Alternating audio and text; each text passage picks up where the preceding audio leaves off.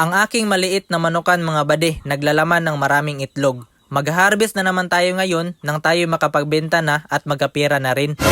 Magandang umaga sa inyong lahat mga bade. For today's video ay samahan nyo ko doon sa aking manukan. Mag-harvest tayo ng maraming itlog.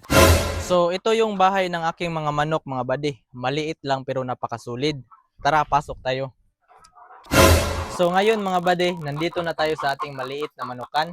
Mag-harvest na tayo ng mga itlog para tayo makapagbenta na. Maraming klase ang pagmamanok mga bade, pero ang paitloging manok ang pinakamagandang source of income o pwede itong pang extra income mga bade. Ang kagandahan pa dito sa mga paitloging mga manok mga bade ay hindi mo na kailangan pang bantayan. Yan ang sinasabi ko mga bade na isa itong pinakamagandang pang extra income dahil pwede ito isabay sa iyong trabaho mga bade kung ano man ang iyong trabaho ngayon. Dahil ang mga paitloging mga manok mga bade ay 2 beses lang pakainin sa isang araw. So ibig sabihin mga bade, pasok na pasok ito sa pang extra income. Before ka pumasok sa umaga sa iyong trabaho mga bade, pakainin mo muna ang iyong mga manok at pag uwi mo sa hapon galing sa iyong trabaho, pwede ka nang mag-harvest ng kanilang mga itlog at pagkatapos mong mag-harvest, pakainin mo sila sa kanilang pananghalian. Napaka-easy lang mga bade, easy money.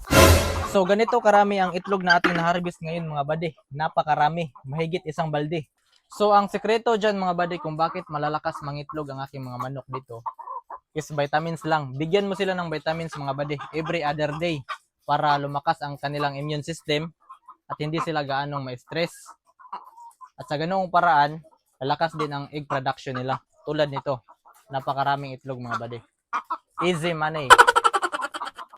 So ito na mga bade, isi-separate na natin yung mga sizes ng mga itlog. Small, medium, large, and XL. So unang timbang mga bade, medium. Pangalawang timbang, large. Malaki. Malaking pera. So nandito na lahat ang itlog na ating na-harvest ngayong araw mga bade. 6 na tray. Hindi na ito mapapanis dahil itong lahat mga bade ay naka-reserve na.